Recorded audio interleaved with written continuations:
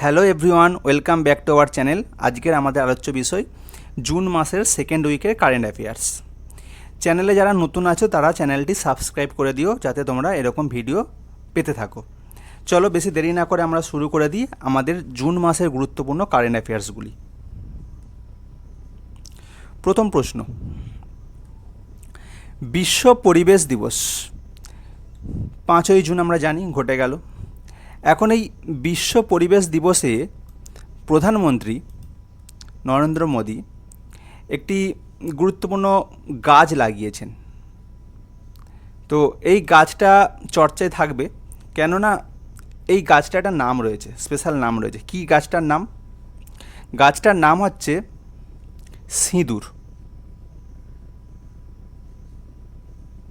গাছটার নাম হচ্ছে সিঁদুর। অ্যাকচুয়ালি গাছটার সায়েন্টিফিক একটা নেম রয়েছে।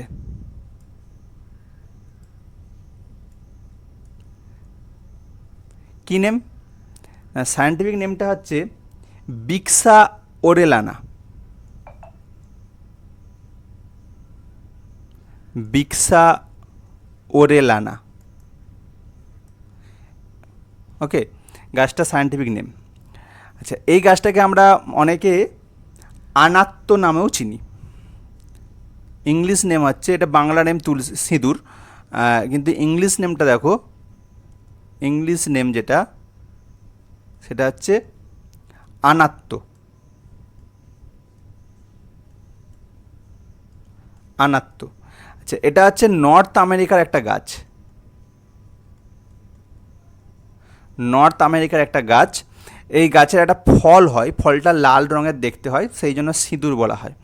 তো এই গাছটা বিশ্ব পরিবেশ দিবসে প্রধানমন্ত্রী রোপণ করেছেন।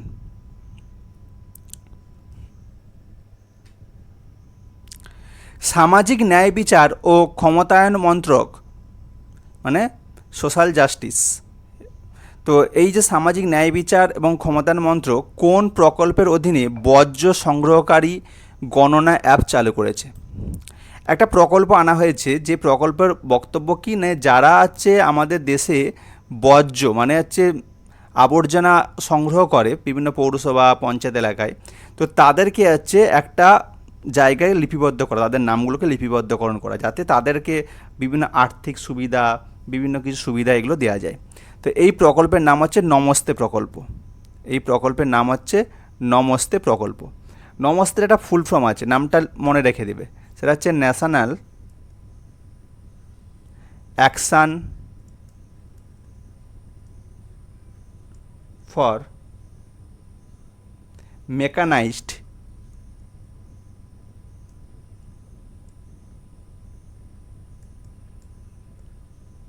স্যানিটেশন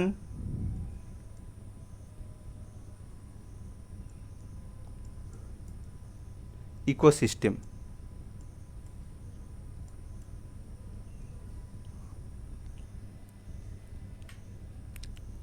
প্রধানমন্ত্রীর কর্মসংস্থান সৃষ্টি কর্মসূচি, প্রধানমন্ত্রী এমপ্লয়মেন্ট গ্যারান্টি প্রোগ্রাম, যেটা ইংরাজি নাম, কোন মন্ত্রণালয় মানে কোন দপ্তর দ্বারা পরিচালিত একটি ক্রেডিট লিঙ্ক ভর্তুকি প্রকল্প? আচ্ছা, প্রধানমন্ত্রী এমপ্লয়মেন্ট গ্যারান্টি প্রোগ্রামের অধীনে যে কর্মসংস্থান সূচি রয়েছে, সেখানে মানুষের কাজের সুযোগ দেওয়া হয়। তো এটা সম্প্রতি হচ্ছে ক্রেডিট লিঙ্ক ভর্তুকি প্রকল্প চালু করেছে, সেটা হচ্ছে অতি ক্ষুদ্র, ক্ষুদ্র এবং মাঝারি উদ্যোগ মন্ত্রণালয়, minimum small and medium scale industries. ঠিক আছে।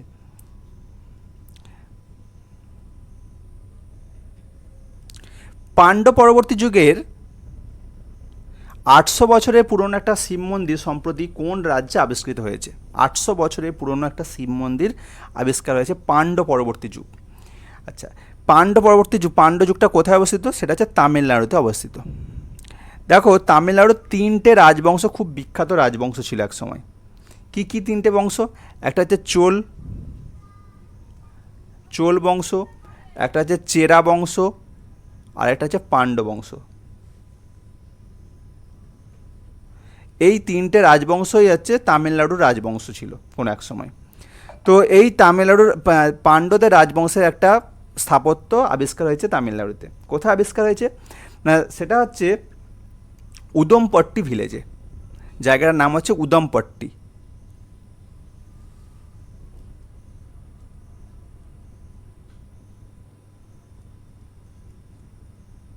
যেটা হচ্ছে মাদুরাই জেলায় অবস্থিত।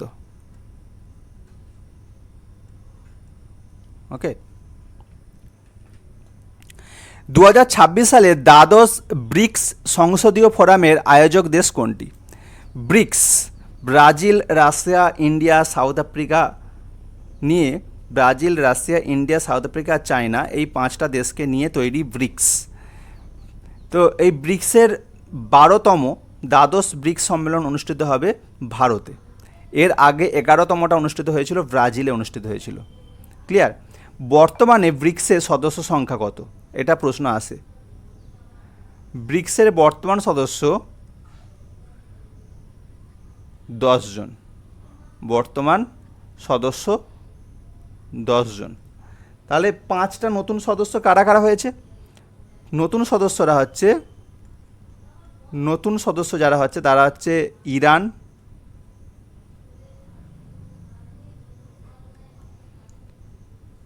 United Arab Emirates UAE, Egypt, Ethiopia,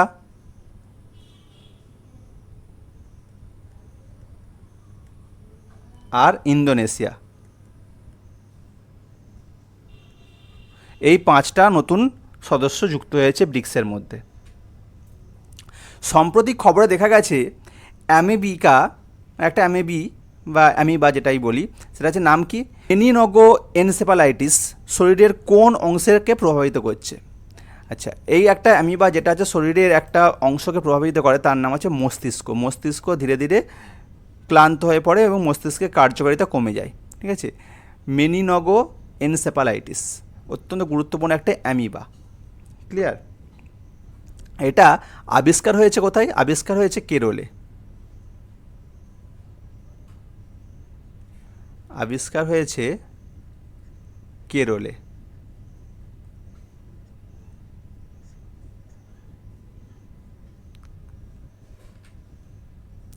কোন প্রতিষ্ঠানটি dynamic route planning for urban green mobility নামে একটি ওয়েব অ্যাপ তৈরি করেছে? আচ্ছা, কে তৈরি করেছে? তৈরি করেছে IIT Kharagpur.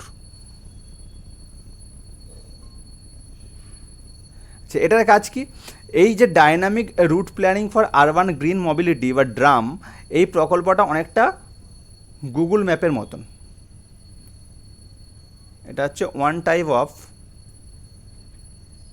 Type of Google map. তবে এখানে বিশেষত্ব আছে একটা, এটা কি করে? এরা বায়ুর গুণগত মান, আচ্ছা, রুট বাছাই, ট্রাফিক আপডেট,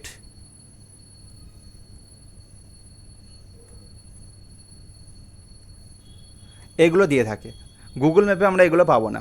তাহলে কোন রাস্তাতে যাব, সেখানে বায়ুর গুণগত মান কেমন, সেখানে কোন রুটটা ঠিকঠাক হবে, কোথায় ট্রাফিক আপডেট, কোথায় ট্রাফিক জ্যাম রয়েছে কিনা, সেইগুলো সহজেই এই অ্যাপসের সাহায্যে আমরা জানতে পেরে যাব। তামহিনী বন্যপ্রাণী অভয়ারণ্য। তামহিনী বন্যপ্রাণী অভয়ারণ্য এটি কোন রাজ্যে অবস্থিত? তামহিনী অবস্থিত মহারাষ্ট্র। তামহিনী অভয়ারণ্য অবস্থিত মহারাষ্ট্র। কী জন্য খবর এসেছে? সম্প্রতি এখানকার ফরেস্ট ডিপার্টমেন্ট তার সঙ্গে মাইক্রোসফট দুজনে মিলে একটা চুক্তি করেছে। মাইক্রোসফট কি চুক্তি করেছে না, দুজনে মিলে চুক্তি করেছে যে এই এলাকার সোশিও ইকোলজিক্যাল যে প্রবলেমগুলো রয়েছে সেগুলো সলভ করবে। Socio ecological problem solve. Socio ecological problem solve এই উদ্দেশ্যে নিয়ে মহারাষ্ট্রের তামহিনী অভয়ারণ্যে একটা বিশেষ পরিকল্পনা আনা হয়েছে। প্রধানমন্ত্রী সুরক্ষিত মাতৃত্ব অভিযান PMSMA কোন দপ্তর, কোন মন্ত্রণালয় চালু করেছে? আচ্ছা, এটা চালু করেছে নারী ও শিশু উন্নয়ন মন্ত্রণালয়। নারী ও শিশু উন্নয়ন মন্ত্রণালয়।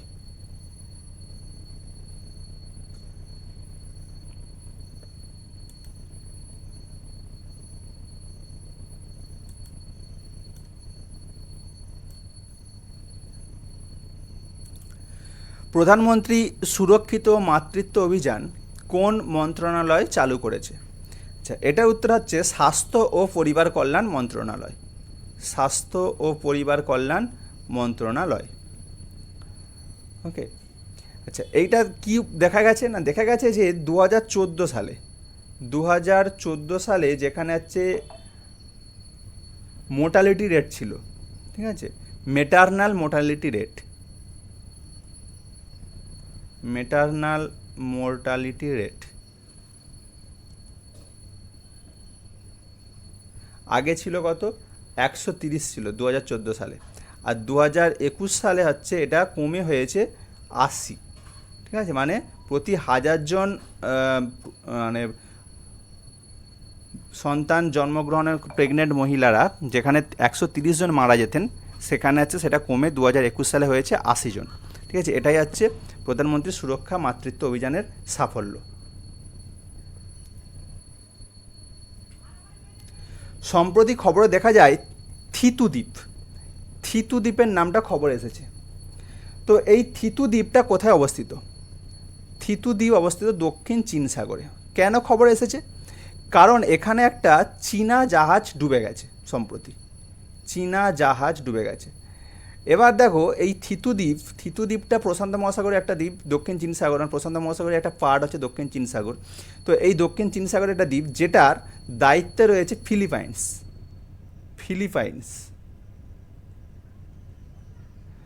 তো হঠাৎ করে চীন সাগরের কাছে, মানে এই দক্ষিণ চীন সাগরে, মানে এই থিতু দ্বীপের কাছে যে চীনা জাহাজ যখন ডুবে যাচ্ছে, তাতেই মনে করা হচ্ছিল যে মানে ফিলিপাইন্স মনে করছে যে চীনারা এই এলাকাটা দখল নেওয়ার জন্য চেষ্টা করছে। তাই এখানে একটা সাময়িক উত্তেজনা পরিস্থিতি তৈরি হয়েছে থিতু দ্বীপকে কেন্দ্র করে। সম্প্রতি ডুগেসিয়া পুনেনসিস নামে একটা নতুন প্রজাতির প্ল্যানারিয়াম ওয়ার্ম আবিষ্কার হয়েছে। তো এই যে হচ্ছে পতঙ্গটা বা এই কীটটা, এটা কোথায় দেখা যায়? ঠিক আছে, এই প্ল্যানেরিয়াম ওয়ার্মটা বা একটা কৃমি জাতীয় একটা সেটা হচ্ছে কোথায় দেখতে পাই আমরা? তো এইটা আমরা দেখতে পাই পাষাণ দ্বীপ, পাষাণ হ্রদে। কোথায় দেখতে পাই আমরা? এটা দেখতে পাই পাষাণ হ্রদে। তো পাষাণ হ্রদ কী জন্য গুরুত্বপূর্ণ খবর এসেছে না, দেখা যাচ্ছে যে এই যে নতুন প্ল্যানেরিয়াম ওয়ার্ম যে এটা পাওয়া গেছে, ওয়ার্মটা পাওয়া গেছে, ওয়ার্মটা এদের দেহকে হঠাৎ করে নতুন করে কী হচ্ছে, এরা বাড়িয়ে তুলছে, পুনরুদ্ধার করছে। মানে দেহ যদি বিলীন হয়ে যায়, এদের দেহটাকে হঠাৎ করে এরা আবিষ্কার করতে পারছে, নতুন করে আবার দেহটাকে তৈরি করতে পারছে। এটা কি এক রকমের কি? এটা এক রকমের জলজ চ্যাপ্টা কৃমি, জলজ চ্যাপ্টা কৃমি। তো এরা এদের দেহটাকে হঠাৎ করেই তৈরি করতে পারছে। তো সেই জন্য মানে এই অঞ্চলের, মানে এই এলাকাটা পুরোটাই তো একটা হচ্ছে hotspot area, biological hotspot area. তো এই বায়োলজিক্যাল হটস্পট এরিয়ায় যদি এরকম কোনো কৃমি বা থাকে যারা হচ্ছে এদের সংখ্যা বৃদ্ধি করতে পারছে, এটা অত্যন্ত ভালো একটা জিনিস হচ্ছে এনভায়রনমেন্টের জন্য। তো সুতরাং এই জন্য এইটা খবর এসেছে যে এই যে নতুন প্রজাতি ডুগেসিয়া পুনেনসিস, এই ডুগেসিয়া পুনেনসিস হচ্ছে এক রকমের চ্যাপ্টা কৃমি, জলজ চ্যাপ্টা কৃমি। তো সেই কৃমি এদের শরীরটাকে নতুন করে হচ্ছে পুনরুদ্ধার করতে পারছে। সেটা কোথায় না, পাষাণ হ্রদ পুনেতে। সম্প্রতি খবরে দেখা যায় ফুয়েগো আগ্নেয়গিরির কথা। ফুয়েগো আগ্নেয়গিরি থেকে অগ্নুৎপাত শুরু হয়েছে। ফুয়েগো আগ্নেয়গিরি কোথায় অবস্থিত? ফুয়েগো আগ্নেয়গিরি অবস্থিত গুয়াতেমালাতে। একে বলা হয় ভলক্যানো অফ ফায়ার।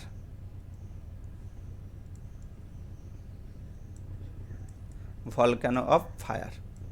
ওকে, গুয়াতেমালাতে অবস্থিত ভলক্যানো অফ ফায়ার। সম্প্রতি কোন উত্তর পূর্ব রাজ্য স্পাথাস্পিনা নুহি নামে একটি নতুন প্রজাতির বিটল আবিষ্কার হয়েছে? বিটল হচ্ছে এক রকমের পোকা। এই পোকা বা পতঙ্গ, এই পোকাটা আবিষ্কার হয়েছে কোন রাজ্যে? এই পোকাটা আবিষ্কার হয়েছে মেঘালয় রাজ্যে।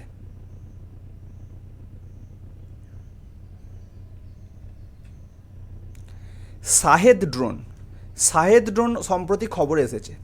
সাহেদ ড্রোন তৈরি করেছে কোন দেশ? ইরান। কেন খবর এসেছে? না, রিসেন্টলি রাশিয়া ইউক্রেনের উপর ড্রোন হামলা করেছিল। ইউক্রেনের আকাশে প্রায় 300 প্লাস ড্রোন হামলা করেছিল, রাশিয়া করেছে।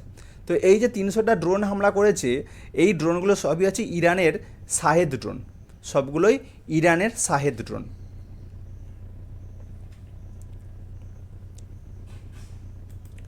কোন সংস্থা দ্য রিয়েল ফার্টিলিটি ক্রাইসিস শীর্ষক 2025 সালের বিশ্ব জনসংখ্যার পরিস্থিতি প্রতিবেদন প্রকাশ করেছে? আচ্ছা, এইটা প্রকাশ করেছে ইউনাইটেড নেশনস পপুলেশন ফান্ড।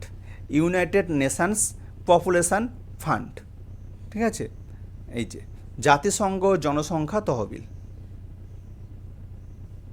তো এরা বলছে যে ভারতবর্ষের ক্ষেত্রে ভারতের জন্মহার মানে জন্মদানের হার মহিলাদের, সেটা 1970-এর দশকে যেখানে ছিল 5 জন করে সন্তান জন্ম দিতে পারত মহিলারা, সেটাই কমে 2025 সালে এসে দাঁড়িয়েছে 1.9, মানে 2জনেরও কম বাচ্চা জন্ম দেওয়ার ক্ষমতা হয়েছে। এই যে মহিলাদের বাচ্চা জন্ম দেওয়ার ক্ষমতাটা কমে গেছে, এটাকেই বলছে কি the real crisis of fertility বা রিয়েল ফার্টিলিটি ক্রাইসিস। ওকে, ইম্পর্টেন্ট প্রশ্ন কিন্তু। কোন দেশ বহুজাতিক সামরিক মহড়া খান কোয়েস্টা 2025 আয়োজন করেছিলেন? আচ্ছা, খান কোয়েস্টা, এটা গুরুত্বপূর্ণ নাম, মনে রাখবে। খান কোয়েস্টা 2025 এটা একটা মহড়ার নাম। এই মহড়াটা যে দেশের সঙ্গে হয়েছে সেটা হচ্ছে ভারতের সঙ্গে অবশ্যই হয়েছে, ভারত ছিল। এবং যে দেশটা এই মহড়াতে অংশগ্রহণ করেছিল, যাদের মানে যেখানে আয়োজন করা হয়েছিল, সেই দেশটা হচ্ছে মঙ্গোলিয়া। যে মঙ্গোলিয়া এবং ভারতের মধ্যে একটা সামরিক মহড়া, যার নাম হচ্ছে খান কোয়েস্টা। আচ্ছা, এই ব্যাপারে মনে রাখবে মঙ্গোলিয়ার রাজধানী, ক্যাপিটালের নামটা, ক্যাপিটাল হচ্ছে উলানবাটর।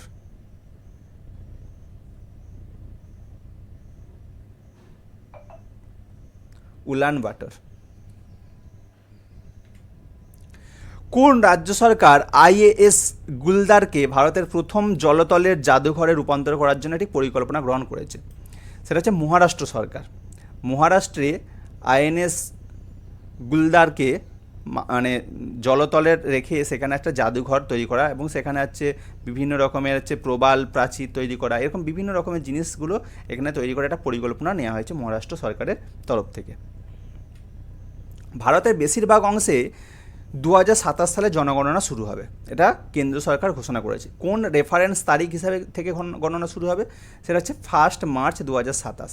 এই ডেট থেকে গণনার কাজ শুরু হবে বলে উল্লেখ করা হয়েছে। তবে এক্ষেত্রে মনে রাখবে 1 অক্টোবর 2026 এই ডেট থেকেও গণনা শুরু হবে। এটা হচ্ছে পাহাড়ি অঞ্চলে, পাহাড়ি অঞ্চলে। কোথা না, জম্মু কাশ্মীর, উত্তরাখণ্ড, হিমাচল, সিকিম আর অরুণাচল। এই 5টা জায়গাতে হচ্ছে পাহাড়ি অঞ্চলে 1 অক্টোবর 2026 থেকে গণনার কাজ শুরু হবে। আর সারা ভারতবর্ষে 1 মার্চ 2027 সাল থেকে গণনার কাজ শুরু হবে। সম্প্রতি হিমাচল প্রদেশে সবুজ আচ্ছাদন বৃদ্ধির জন্য রাজীব গান্ধী বন সংবর্ধনা যোজনা চালু করা হয়েছে। সবুজ এই দত্তক প্রকল্পের অধীনে নিম্নলিখিত কোন কর্পোরেশন বনায়নের জন্য সর্বাধিক জমি প্রদান করেছে? সেটা হচ্ছে অম্বুজা কোম্পানি। অম্বুজা কোম্পানি, তারা হচ্ছে সবথেকে বেশি জমি দিয়েছে, 25 হেক্টর। 25 হেক্টর জমি।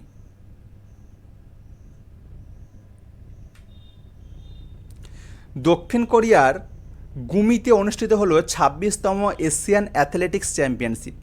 এখানে ভারত মোট কতগুলো পদক জিতেছে? ভারতের পদকের সংখ্যা হচ্ছে 24টা। 24টার মধ্যে ভারত জিতেছে গোল্ড জিতেছে 8টা, সিলভার জিতেছে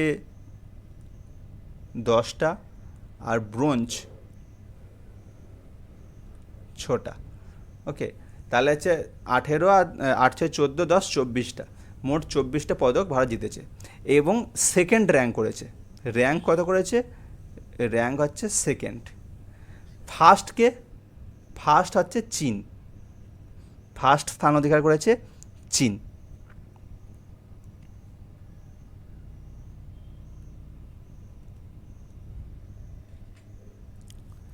কে সম্প্রতি ফ্রেঞ্চ ওপেন জিতল? ফ্রেঞ্চ ওপেন, এখানে পুরুষদের উদাহরণ দেওয়া হয়েছে। পুরুষদের ফ্রেঞ্চ ওপেন জিতেছে আলকারেজ, পুরুষদের ফ্রেঞ্চ ওপেন জিতেছে আলকারেজ।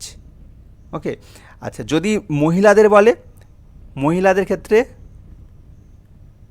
মহিলা হচ্ছে কোকো গফ, কোকো গফ, মহিলাদের ক্ষেত্রে কোকো গফ। আর হচ্ছে পুরুষদের ক্ষেত্রে কার্লোস আলকারেজ। আলকারেজ হচ্ছে স্পেনের নাগরিক, আর কোকো গফ হচ্ছে ইউএসের নাগরিক। আচ্ছা এক্ষেত্রে দেখো ফ্রেঞ্চ ওপেন, ফ্রেঞ্চ ওপেন হচ্ছে খেলা হয় ক্লে কোর্টে। ফ্রেঞ্চ ওপেন খেলা হয়, ফ্রেঞ্চ ওপেন, ফ্রেঞ্চ ওপেন খেলা হয় ক্লে কোর্টে।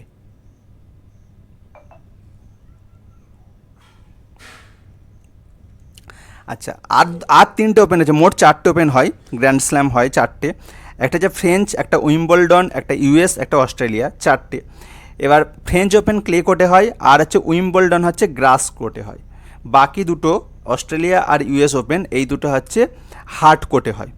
আচ্ছা সব থেকে প্রাচীন যদি হচ্ছে ওপেন বলা হয় টেনিসের, হচ্ছে আমাদের গ্র্যান্ড স্ল্যাম বলা হয়, সেটা হচ্ছে উইম্বলডন। উইম্বলডন হচ্ছে সব থেকে প্রাচীন, সেটা হচ্ছে 1877 সালে চালু হয়েছিল। 1877-এ উইম্বলডন চালু হয়। আর ফ্রেঞ্চ ওপেন চালু হয়েছিল কবে? ফ্রেঞ্চ ওপেন চালু হয়েছিল 1891, 1891। ওকে, ফিফা ক্লাব বিশ্বকাপ, ফিফা ক্লাব বিশ্বকাপ কোন দেশে অনুষ্ঠিত হবে? আচ্ছা ফিফা ক্লাব বিশ্বকাপ অনুষ্ঠিত হবে ইউএসএতে। এইখানে বিভিন্ন রকমের ক্লাবগুলো, যেমন ধরো রিয়েল মাদ্রিদ, বার্সেলোনা, ঠিক আছে, এরকম ক্লাবগুলো কিন্তু এখানে অংশগ্রহণ করবে, প্যারিস সাঁজা, ঠিক আছে, এরকম ক্লাবগুলো এই বিশ্বকাপে অংশগ্রহণ করবে। এখানে মোট 32টা টিম থাকবে, মানে 32টা ক্লাব থাকবে।